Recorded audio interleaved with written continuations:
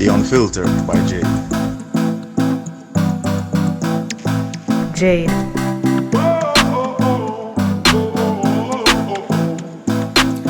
Welcome to the Unfiltered by Jade, where we educate, empower, and entertain. Feel free to like, share, subscribe, download, donate, and make everybody know about this.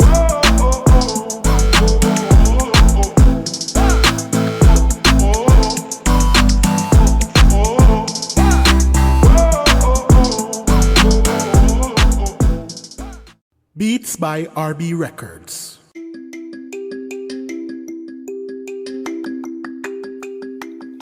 Shopping assistance, your style, your budget. Our services include online and local shopping for individuals and businesses, personal shopping, purchasing of company and office supplies, importing and exporting small packages across Jamaica and worldwide, and helping you find unique gifts and items for all events and occasions.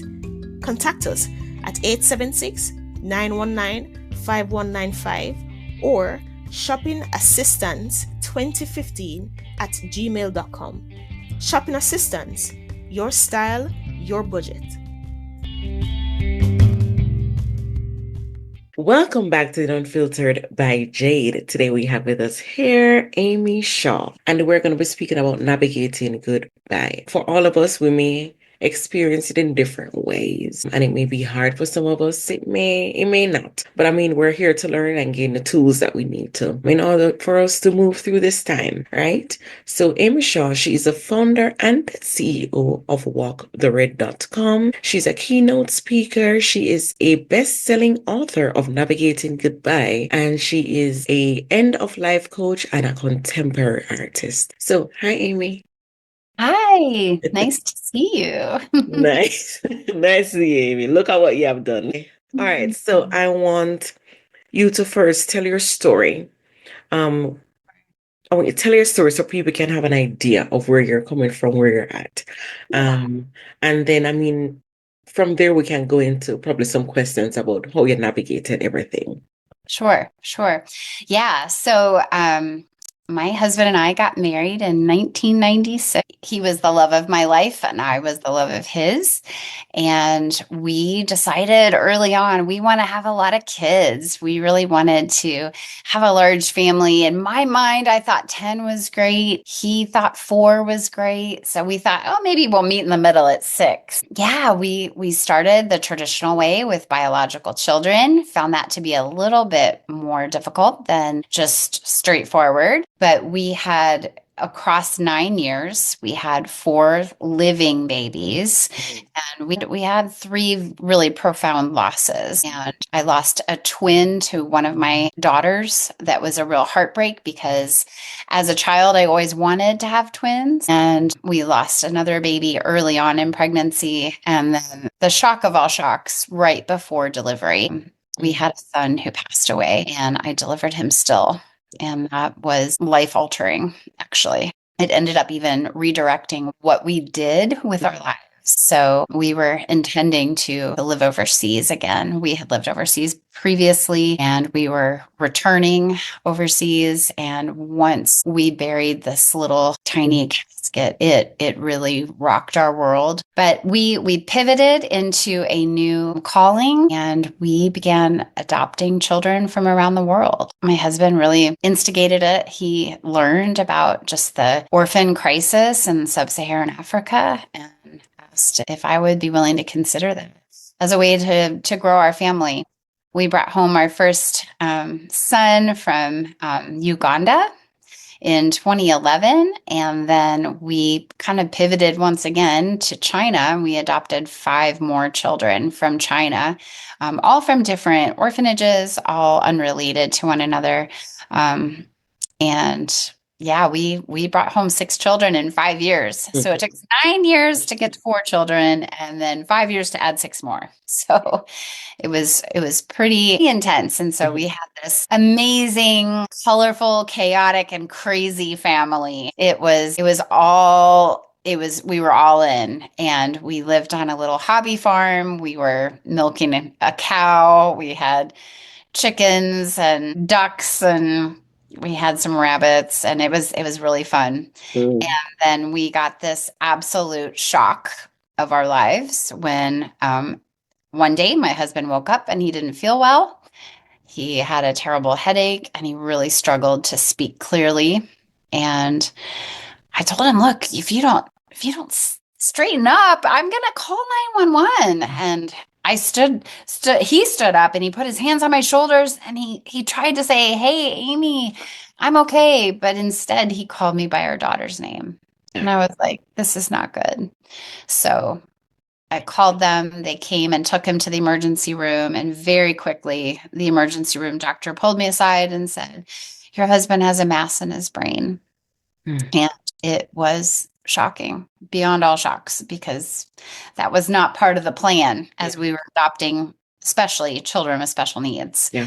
And we were choosing kids that they were tougher to place because Yeah. of the depth of their needs. So it was really unexpected. And he had an emergency brain surgery, and we were just praying so much that it was just an abscess. They gave us oh, well, I guess it could be, there's like a 2 or 3% chance it could just be an abscess, I guess. And so we were really hoping that. I remember sitting outside in the surgery waiting room, waiting to hear. I just kept thinking they're going to come in like 10 minutes and say, "Oh, it was just an abscess. Everything can go back to normal." And it went on and on and on. And about 3 to 4 hours later, he came out and said, "Well, it was actually worse than I thought. He has grade 4. I was like, "What is grade 4? What does that mean?" And proceeded to explain the word glioblastoma to me. And I had never heard that. And if I had, I hadn't paid attention to it. And yeah, they said, "This is 100% fatal. There's a less than 5% chance that he'll live to 5 years. In fact, if you do nothing, he'll live 3 to 4 months. If you try treatment, you may get 6 to 12 months." And we were just like, what? We had 10 children. Our oldest was 18, a senior in high school, and our youngest was only 3. So it was a really big pill to swallow. Mm. Um, I'm trying to swallow that pill myself right now. yeah, for sure. It was a lot. And so, we came out of one of the doctor appointments. They after his craniotomy, they stapled his head shut, and we had to get those staples removed. And so we went back to the surgeon, and this man removed his staples, and he was the one who told us, "Well, actually the pathology of your tumor is the worst possible because it's resistant to all treatment, and it's most likely that the treatment won't work at all." Everything was just so rough. And so we walked out of there, and he was the one who said, "You might have 6 to 12 months." And we walked out of there holding hands. And by the time we got to the parking lot, I looked at my husband, I squeezed his hand, and I said, "Okay, we're just going to make this the best 6 to 12 months of our lives. That's how we're going to do this." And that's really kind of the mantra that we took was, all right, this is awful. I hate it. I don't want this to be true. But the longer that we spend denying it or being in shock or being angry about it, or we're losing good time. And so I pulled the kids aside separately from him, and I said, "Hey, we have a holy privilege to walk Daddy down the red carpet to the door of eternity. And this is a chance that we have to make this really amazing for him." Now, one of the biggest things that he's going to worry about is leaving us. And how are we going to do? So we need to, we were very honest with our emotions, but we had a history of following the Lord, and we knew that God would take care of us. And so I encouraged them, let's let Dad know that we know God will take care of us. Now, we don't know how, But he will. but he will. And so that was really the attitude that we took. And I shared that with people that were going along with us on that journey. And no one had ever heard of that, walking a red carpet to the door of eternity. Wow, that was really, that's really where the walk the red came from. How you walk that red carpet matters, and how the people in your life support you as you walk the red carpet matters. And all of us are actually on the red carpet. Yeah. We just don't realize it. And we don't recognize that we have a number of days that we're going to be living. And I think so my husband lived 37 months, not 12. And so that's the real gift in all of this, was that we had 3 amazing years. And yes, they were filled with hardship. He had 2 craniotomies. He had many, many, many seizures, but we laughed hard. We played hard. We went on so many trips. We swam with dolphins. We did all kinds of amazing things together. He was super intentional to date each one of our children, both with me, like a double, like both mom and dad and child, and just dad and child. And he was super creative. And so he was always coming up with the funniest things. I mean, during COVID, I have not even remembered this for a while. I don't know if anybody remembers like going to Chuck E. Cheese and you would hit the bowl where the Mm-hmm. whack-a-mole, how Right. whack-a-mole would pop up.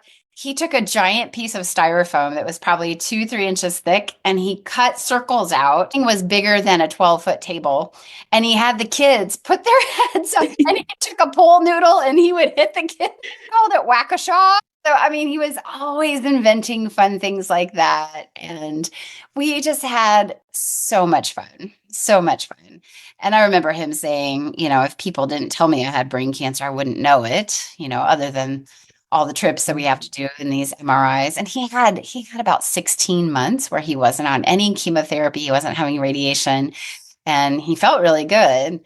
And then the cancer did return, like they say it will. And we navigated through that. It wasn't fun, but we did it. And in the last portion of his life, we're actually coming up on 4 years. My husband died in April, and it's April now as we're shooting this, making this recording. But in the last 4 months of his life, we knew that it was down to the end because of some hardship that he experienced. And the doctors told us, like, no, this really is the end. And so we took this epic trip that all of these people donated money for. We never asked for it, but they donated money, and we took this amazing trip and went, and we did so many things that we don't even have time for. And then my husband said to all of us, we were actually sitting crying because we cried a lot. And he said, "You guys, I'll do anything you need. I'll do anything you guys need me to do, anything to make it easier on you." And my oldest daughter, she was like, "Dad, I have 6 daughters." And she said, "Will you walk us down the aisle? Mm. Because we know that you're not going to be here for our weddings." Oh my God.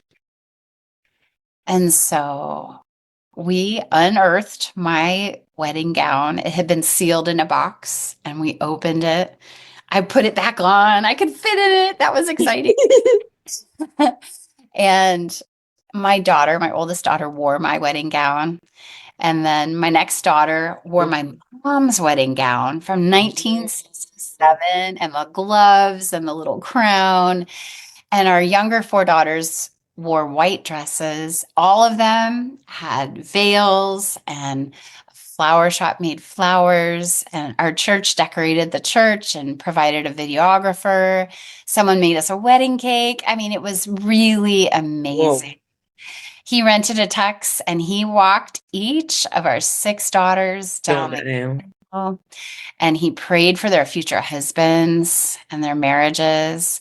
And that was only 9 weeks before he left, before he passed away. And so it was really an incredible experience. And actually, this coming July, my oldest daughter, is getting married. And so we will use that footage, Yeah. and she will get to show that in the church before she walks down the aisle. The video of she and my husband walking down the aisle. So really precious. And yeah, so I mean, that's what kind of lays the foundation for what I'm doing as an end of life coach, as somebody to come alongside people.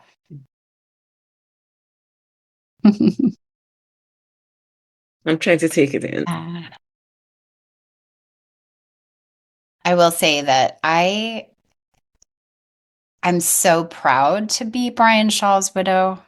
No one else on the planet gets to say that. I got to be married to him, and he loved me so well. And that's a legacy. That's a legacy worth mentioning. And he left us after he passed. I didn't know this, but every morning he was writing letters to us. He got up ahead of everybody else and he was writing letters to us. And so when it was time for me to collect some clothes to take to the funeral home, I opened his shirt drawer, and underneath his shirts were over 180 letters to us. And he had written 10 for each child. And he wrote 71 for me. And then there were some for his family. And just really precious and really, really cool. Really, really special. It's almost as if you'll never get a love like that ever again. That's how it is. It was true. It was true love, deep love. And actually, on the tombstone, I put a quote from The Princess Bride that death cannot stop true love. All it can do is delay it for a while. Yeah. So, Anyway, I mean, hearing you, looking at you, I mean, I see that you're still grieving, you're still sad, but I also see, on the other hand, that there's some peace and happiness that you have found. yeah, for sure. And I am trying to navigate this. I'm trying to navigate what you're saying and putting it into perspective. It's difficult. I'm telling you, me sitting here and looking on you, I'm seeing how you are and how I'm feeling. It's difficult to navigate it. So I really don't even know how you did it. I don't know how you did it. Yeah. Also, listening to your story, it seemed as if the loss that you had, even from children, you've had your own, but the loss that you've had also, it's almost as if it pushed you, that the loss of not being able to have the amount of kids that you want biologically pushed you to get kids from other places that also needed the love. So probably if it is that you didn't have those losses, you probably wouldn't need to go and adopt. And those kids also wouldn't feel love or the love that they needed. As I said, it was hard to place them. And they probably wouldn't have had that. So looking at it also, that loss propelled you and put you into a position to receive those kids to also love them and show them the love that they deserved and that you also needed. Yeah. And the family that you have now, I think God also put them and prepared them for you now. Because he know you needed them now. Just like how they needed you, you also needed them. Yeah, it's difficult. I think a lot of my hope and my joy is that I do believe that this is a temporary separation. I know we put a poem that I won't be able to quote on the back of our son's grave that said something to the effect of, we haven't lost him because he is where you are, speaking to God. Since we belong to you, everything you have is ours. So we lost him. And so it's kind of a perspective that's out and beyond what we typically think of when we think of life. We think of our birth and our death, and that's our life. But to extend that comprehension to realize that you're a spiritual being and you're housed in a physical body, and your physical body is going to end, but your spirit is going to continue on. And there's more coming, and it's better. It's better than here. It is. That is true hope, and that is true excitement. And so when I think about my life, and I'm on the red carpet, I have only so many days. I don't know what the number is. I actually calculated my husband's number of days, and we used it in his celebration of life service. And now I don't remember the number. It was like 14 or 17,000 days or something. But to recognize that I have a number too on my life. And very soon, I'm 52. So very soon I'm going to go on the other side too. So I have this unknown, precious window of time to impact and influence the world for good and for hope.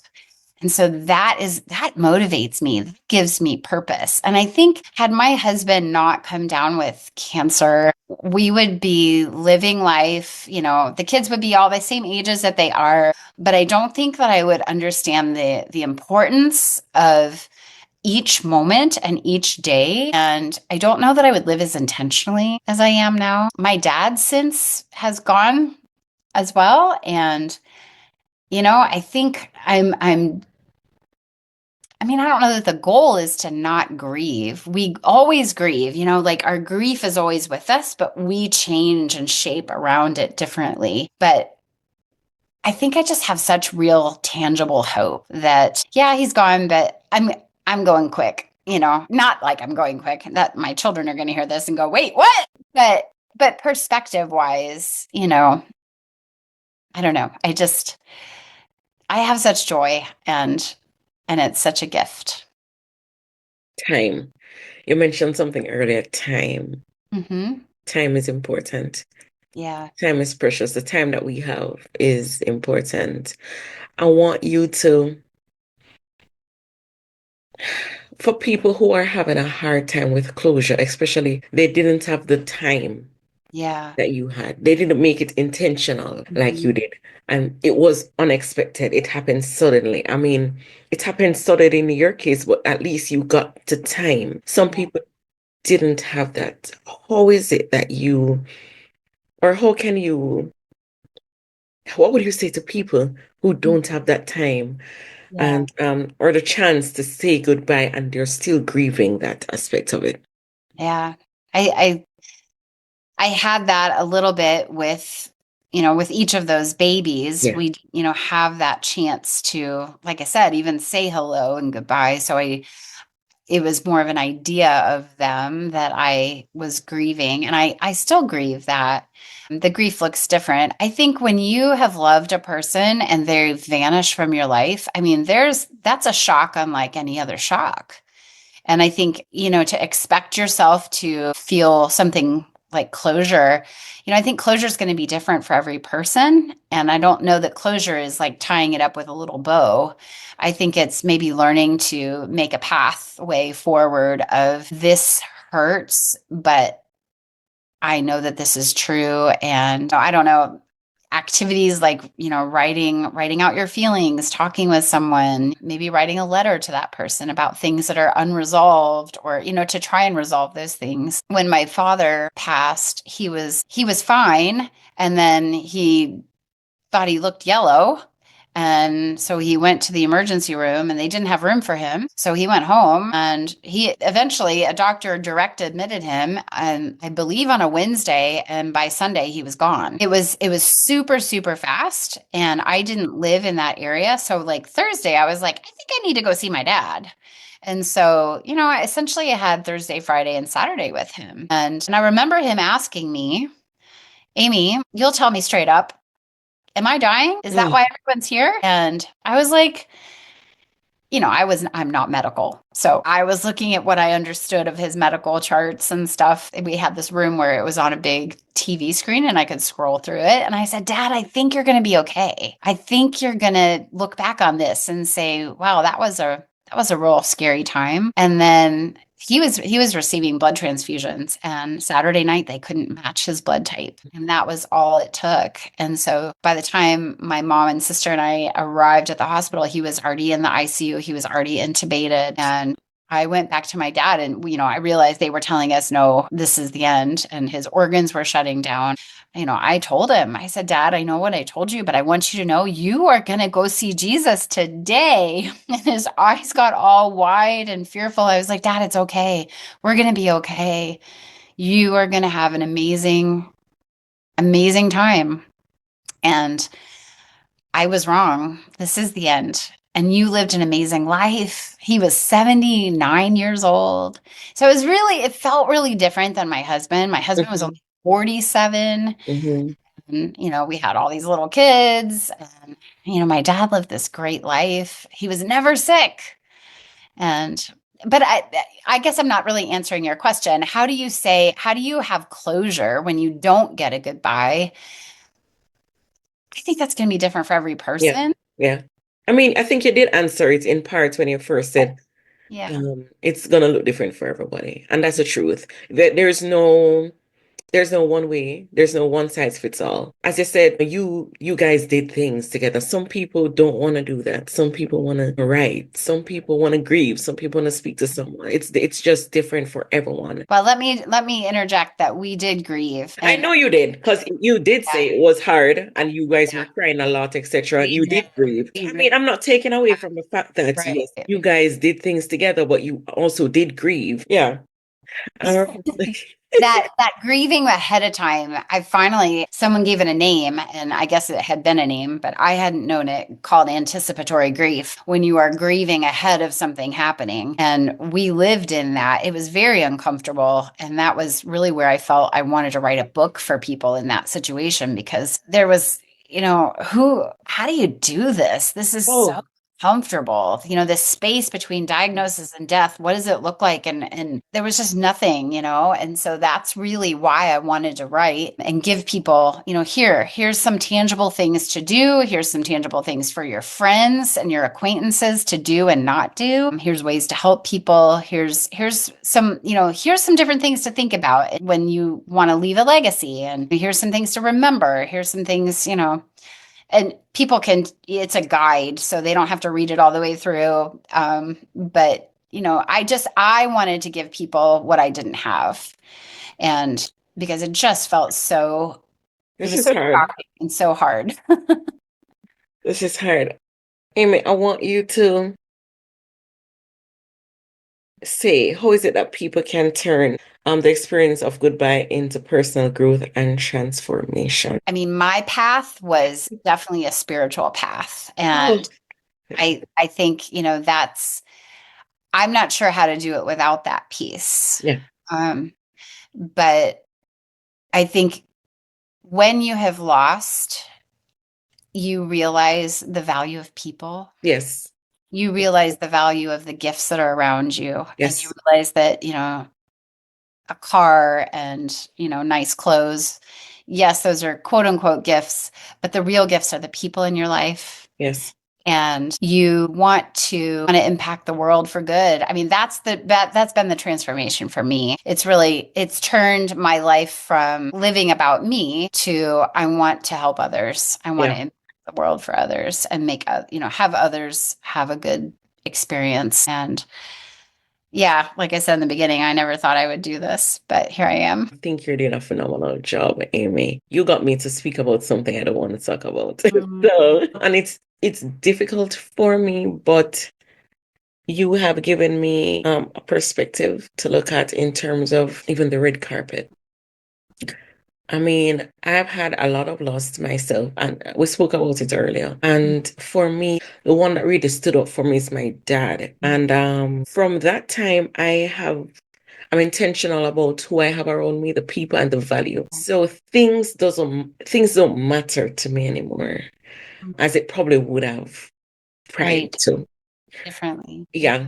I look at things differently. I look at situations differently, and I'm intentional about making impact, wanting to be seen, wanting to be heard, and that is important for me. I love how you're going about it, and as I said, even looking at you, I still see that you're grieving, and grieving sometimes is forever. Sometimes people say, it goes, it doesn't go. You do things to maneuver life with it.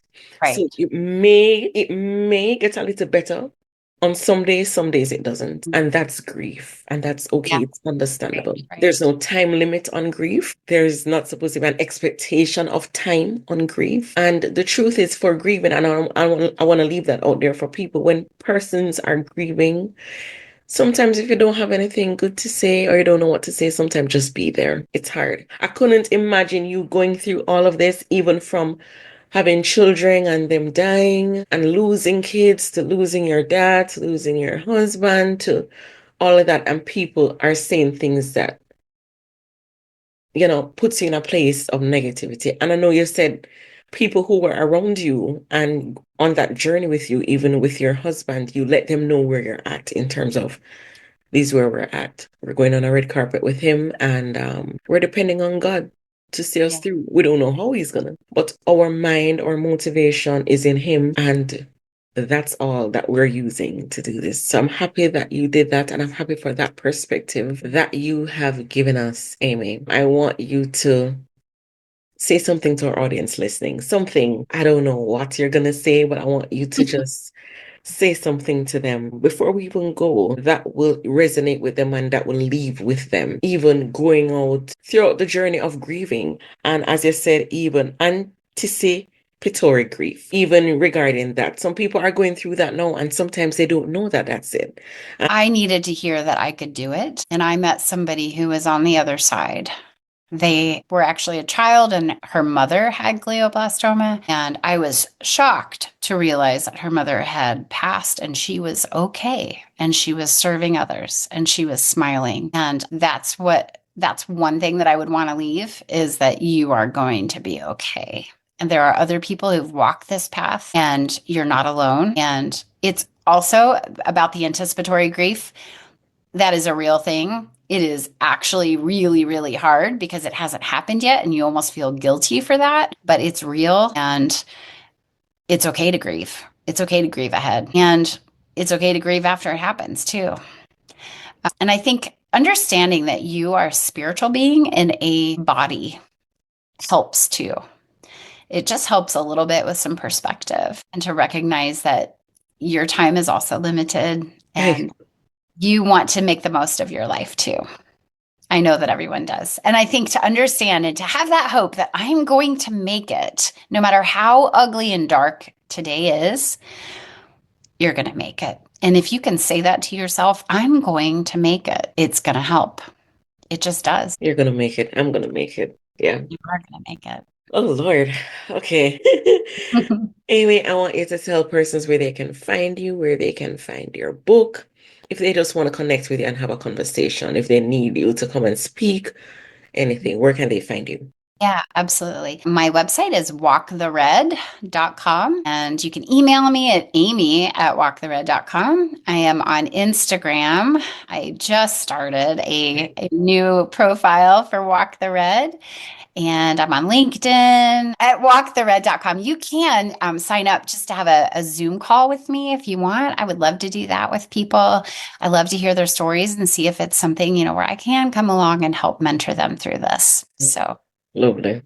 yeah. Thank you so much, Amy. Thank you for sharing your story. Thank you for leaving me with things to think about. It was Um, a blessing to be here with you, It Jade. was, and God did it that I could see you. We could see each other doing this. I'm so glad it worked that way. I think it helps. I think it does. I think this really did help me. This really did help me. This really did help me. Yeah, thank you. So great. I want to thank you to my listeners on The Unfiltered by Jade. And we'll be back next week, Tuesday. Thank you. Bye.